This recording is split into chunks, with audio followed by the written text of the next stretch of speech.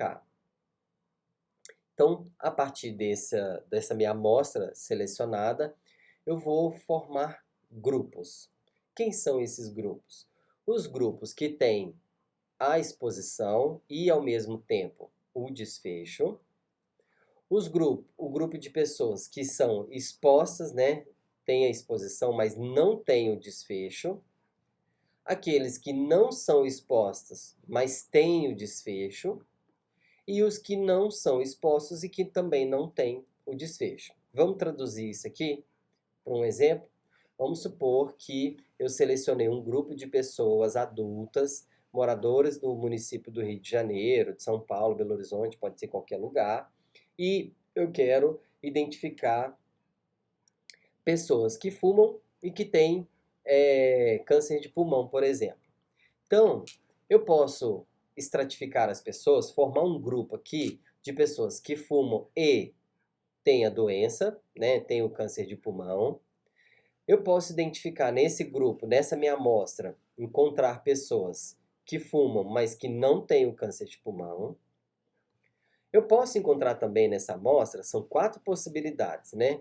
Pessoas que não fumam, mas têm o câncer de pulmão. E eu também posso encontrar nessa amostra pessoas que não fumam e que também não têm o câncer de pulmão. Então, eu vou agora buscar comparar esses 4 grupos aqui, essas 4 possibilidades de grupos de formação dentro da minha amostra selecionada. Quando eu faço isso, automaticamente me vem à cabeça a ideia de uma tabela de contingência, que é uma tabela 2 por 2. Então, são 2 linhas, tá aqui uma linha de exposto e uma linha de não exposto, e uma linha de coluna com desfecho e uma coluna sem desfecho. Então, são sempre 2 colunas e 2 linhas. Então, olha só, partindo da formação desses grupos aqui, eu vou ter pessoas que são expostas e têm o desfecho, tá aqui, representado pela letra A. Eu tenho pessoas expostas, mas que não têm o desfecho, representado pela letra B. Eu tenho pessoas que não são expostas, mas que têm o desfecho. E eu tenho pessoas que não são expostas e que não têm o desfecho. Ok? Então, traduzindo novamente, eu posso ter pessoas que são tabagistas e têm um câncer de pulmão. Eu posso ter pessoas que são tabagistas e não têm o câncer de pulmão. Eu tenho um grupo de pessoas que não são tabagistas, mas têm o câncer de pulmão. E eu tenho um grupo de pessoas que não são tabagistas e não têm o câncer de pulmão.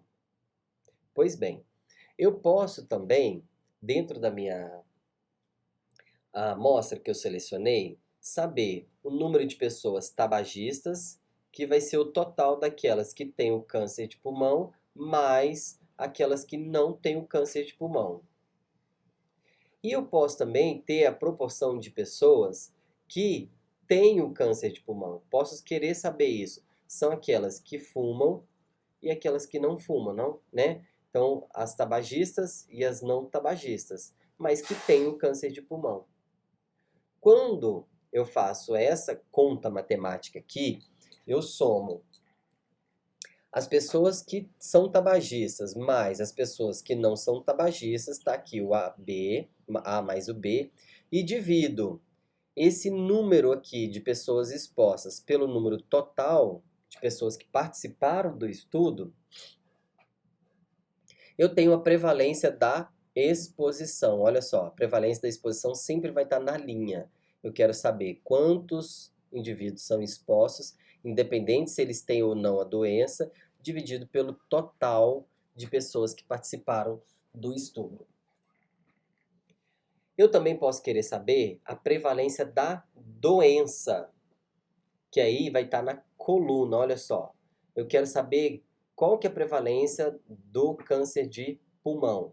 Eu vou identificar os indivíduos que fumam, os que não fumam, vou somar, mas que têm o câncer de pulmão, vou somar e vou dividir aqui pelo total da população.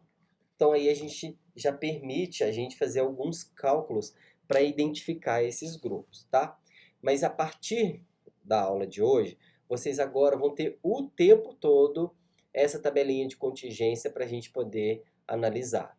Então, anotem, gravem, tira uma foto, faz um print da tela aqui, escrevam isso na testa de vocês, na tela do computador, no espelho, na parede, essa tabela de contingência. Ela vai ser muito, muito, muito importante para a gente fazer todos os cálculos daqui para frente em epidemiologia, tá? Então, olha só, se eu quiser a prevalência do desfecho, ou seja, da doença, a prevalência, a definição dela vai ser o número total de casos, ou seja, as pessoas que têm o desfecho naquele determinado período, dividido pelo total de pessoas que eu estudei. Vamos supor, eu tenho 20 pessoas com doença câncer de pulmão em uma amostra de 100 pessoas. Então eu tenho 20 dividido por 100, vai ser o quê? O A mais o C, então 20 pessoas com câncer, dividido por total aqui, que são 100, 20% de prevalência. Lembrando, gente, que a prevalência, principalmente no estudo transversal, ela é o conjunto, né, a soma das pessoas que acabaram de ter o diagnóstico, mais aquelas pessoas que já têm o diagnóstico há mais tempo.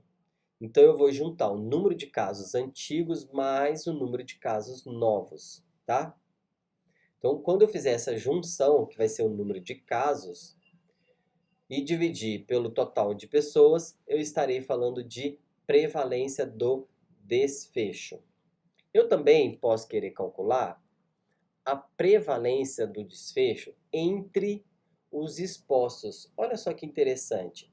Eu tenho a prevalência total na minha amostra, que vai ser o número de casos dividido pelo total de pessoas, mas também eu posso ter a prevalência do desfecho somente entre aquelas pessoas que estiveram expostas. Então eu vou calcular, vou identificar ali o número de casos, né, o número de doentes entre os expostos, somente entre os expostos, dividido pela população exposta, né, sobre o risco no momento. Então isso aqui representa uma probabilidade que a gente chama de probabilidade condicional. É a probabilidade do indivíduo ter o desfecho, está aqui, número de casos, dado que ele é exposto, tá? Essa barrinha aqui a gente lê como dado. Então, a probabilidade ter o desfecho, dado que ele é exposto. Vamos tentar identificar isso? Olha só. Quem são as pessoas? Quantos são? O número de casos existentes. O número de casos existentes está aqui, A mais C. Mas quem são aqueles existentes, o número de pessoas doentes, que são ao mesmo tempo expostas? Está aqui, é só o A. Então vai ser A dividido por todo mundo que está exposto. Olha aqui, ó, A mais B. Então eu vou calcular a prevalência do desfecho entre expostos. Vai ser A dividido por A mais B. Eu vou dividir, o número de indivíduos que têm a doença e ao mesmo tempo está exposta, dividido pelo somatório entre aqueles que têm a doença e que não têm, mas que está exposto. Exemplo, traduzindo a ideia do tabagismo. Eu quero saber se a prevalência de câncer de pulmão, qual que é a prevalência do câncer de pulmão entre os indivíduos tabagistas. Então eu vou identificar aqui, quem são os tabagistas? O A e o A mais B. Quem são os indivíduos com o câncer de pulmão? O A e o A mais C. Beleza, agora vamos selecionar aqui os indivíduos que têm câncer de pulmão e fumam ao mesmo tempo, é o A, dividido por todos aqueles que fumam. Então, entre os indivíduos tabagistas, o número de doentes, né, de indivíduos com câncer de pulmão é X. Então a gente vai sempre fazer esses cálculos, tá? Aí já deve estar passando na cabeça de vocês que se eu faço a prevalência do desfecho entre os expostos, eu também posso fazer entre os não expostos. Então, eu tenho aqui o número de casos existente entre os indivíduos que não fumam, por exemplo, dividido por todos os indivíduos que não fumam. Mesma coisa, né? É uma probabilidade condicional. Então, é a probabilidade de ter o desfecho dado que o indivíduo não é exposto. Então, a prevalência do desfecho entre não expostos está aqui, é representado por esse prevalência dos, entre não expostos. Ó, essa barrinha aqui indica não exposto, tá? A ideia vai ser exatamente igual, só que a gente vai agora para outra linha. Antes a gente estava falando da linha dos expostos, agora a gente vai falar da linha dos não expostos. Então, eu quero saber o número de casos existentes, tá aqui, as pessoas com desfecho. Mas tem que ser entre os não expostos, então é o C. Então, pessoas que têm a doença, mas que não foi exposta. Dividido pelo total de indivíduos que não esteve exposta, né? Então tá aqui, C mais D são todos aqueles que não estiveram expostos. E C é aqueles que não esteve exposto, mas teve a doença. Então vai ser probabilidade do desfecho entre os não expostos é igual a C, tá aqui, dividido pelo total de não expostos. Traduzindo, eu quero saber o número de indivíduos com câncer de pulmão entre aqueles que não fumam. Eu vou fazer essa continha dividido por todos aqueles que não fumam. Então vai ser, tá aqui, ó. Indivíduos que têm câncer de pulmão, mas que não fumam, ó, tem o câncer, mas não fumam. Dividido pelo total de indivíduos que não fumam. Ok? Então essa é a prevalência do desfecho entre não expostos. Aí, vocês devem estar pensando assim, bom, a gente calcular a prevalência total do desfecho, podemos calcular a prevalência total da exposição, a prevalência do desfecho entre expostos, a prevalência de desfecho entre não expostos. Será que existe uma razão entre elas? Sim. Quando a gente faz a divisão entre as prevalências de expostos sobre a prevalência de não expostos, eu tenho uma estimativa chamada de razão de prevalência. É exatamente a divisória. Olha aqui, ó, por isso que chama razão. Eu vou calcular aqui atrás a prevalência do desfecho entre os expostos, está aqui, A dividido por A mais B, sobre a prevalência do desfecho entre os indivíduos não expostos, C sobre C mais D.